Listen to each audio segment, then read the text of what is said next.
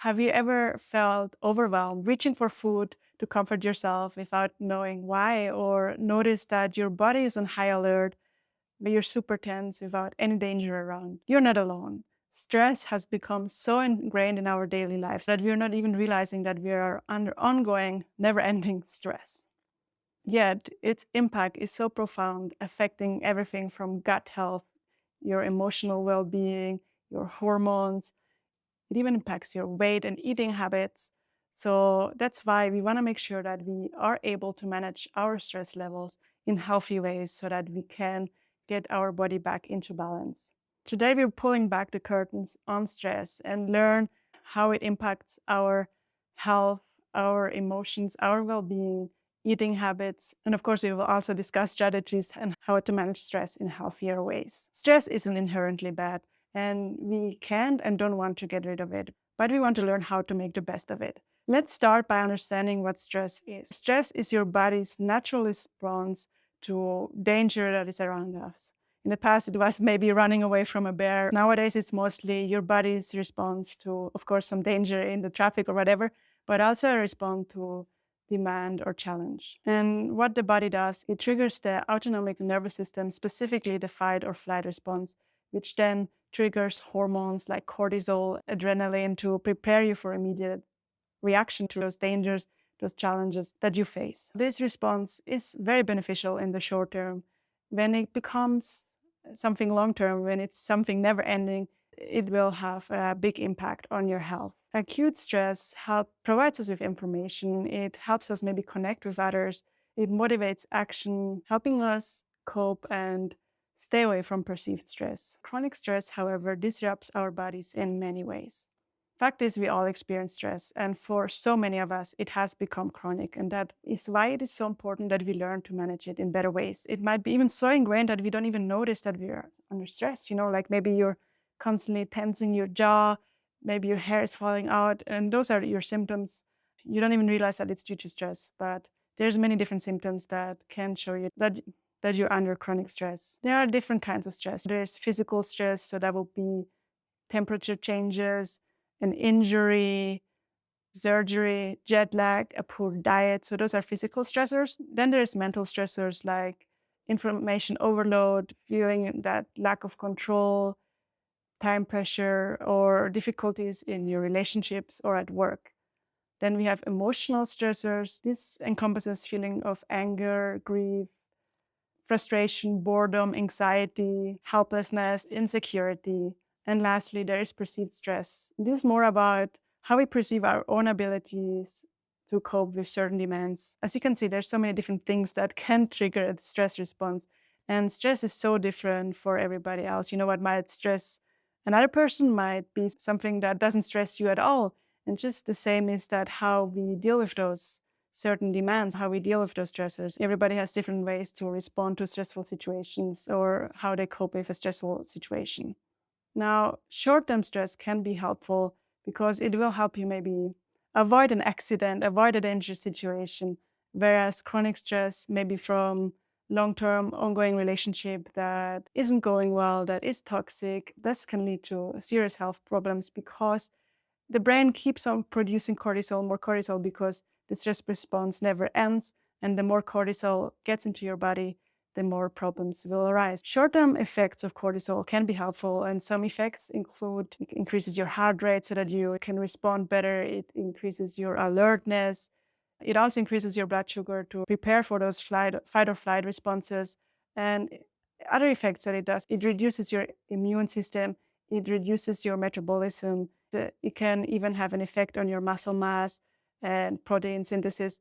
And those things are all okay in the short term, but as you can guess, of course, a reduced metabolism, reduced immune system, those kind of things in the long term will have bad effects because the body is not meant to be on high stress all the time, to be on high alert, to be producing cortisol nonstop, right? Now, let's talk about those long-term effects that can be detrimental to your health. Ongoing cortisol production can lead to poor wound healing.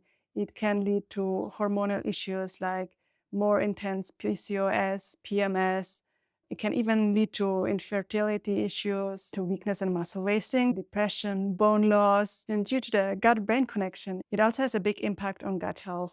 It increases inflammation, causing a big disruption in your gut bacteria, leading to things like leaky gut, irritable bowel disease.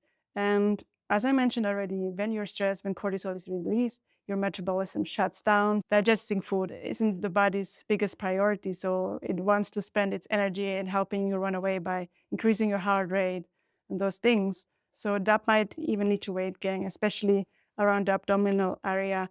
And that's why, it's not just calories in, calories out. We want to If you feel like you struggle to lose weight, it might be because of chronic stress. When we're stressed, it's not just that our metabolism shuts down, our eating habits are affected, our eating patterns. The desire for processed, high sugary foods is increased because that's what gives us energy the fastest. And our body wants to have more energy in order to react to that stress situation, to run away from that stress situation. So no wonder that maybe you struggle to lose weight. It's not that you're a failure or don't have enough willpower like diets want to make you feel. You may have a slower metabolism. You have stronger cravings for sugary processed foods. Due to the high cortisol, you start to store more fat around the belly area so that the body has some energy storages that it can get back to. So stress doesn't just affect our bodies or our digestion in itself, but really also our eating habits. The cravings for those high sugary processed, high carb foods naturally arise in order for the body to get more energy. But also maybe if you're not able to cope with stressful situations, we want to numb our feelings. Plus those cravings that come up, we end up with emotional eating. So we end up turning to food to cope with a stressful day, to cope with the stress in our relationship, to cope with the stress from work. Emotional eating then can even create further stress that can keep us stuck in that negative stress cycle. For some, emotional eating is that comfort that they crave in those stressful situations. That used to be something big for me. I was a big time stress eater. Like I struggled with emotional eating due to many emotions that I couldn't handle, but stress was a big thing. And emotional eating or dealing with stress in unhealthy ways, not being able to cope with stress in healthy ways keeps us stuck in a negative stress cycle.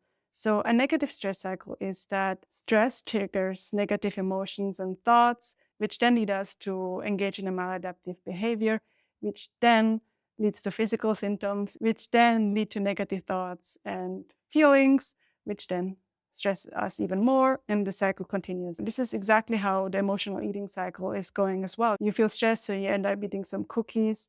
You maybe feel bad about it, and this stresses you even more, so you eat even more. Then you start feeling way too full, and you might even start feeling bad about yourself, that you're a failure. More negative thoughts come up with a new maladaptive behavior. You maybe eat even more because you ruined it all already anyways. You're a failure, so you might as well finish it all. So you might trigger a binge, then you feel guilty about it, and you stay in that restrict binge cycle, a very stressful cycle. With all the effects chronic stress has on our health and our eating habits, which then maybe even further stress us, we want to learn how to manage our stress levels, how to deal with stress in healthy ways so that we can shift that negative stress cycle into a positive stress cycle. So the behavior towards stress or those negative thoughts will be something positive so that the cycle gets broken. Some things that you maybe want to start look into are really meditation and other mindfulness practices. So maybe start meditating more, or when there's a difficult situation, maybe try to stay present in the moment. And one big thing I want to highlight here is learn about breath work, like Google about some breath work techniques that are meant to help you calm your nervous system down. Just having some breathwork techniques, some deep breathing, because when we're stressed, we tend to breathe much more shallow. So simply by already breathing deep into your belly, you start to activate the parasympathetic nervous system, the rest and digest response. So the ideal response or the ideal state we want to be in. One big thing that may be simple, but meditation and breathwork are super, super powerful, especially in the moment when a stressful situation arises. Like, for example, when you normally would run to the fridge, when you would start eating something from the fridge to cope with your stressful day, maybe take a moment, pause, deeply breathe in, and maybe the craving is already gone.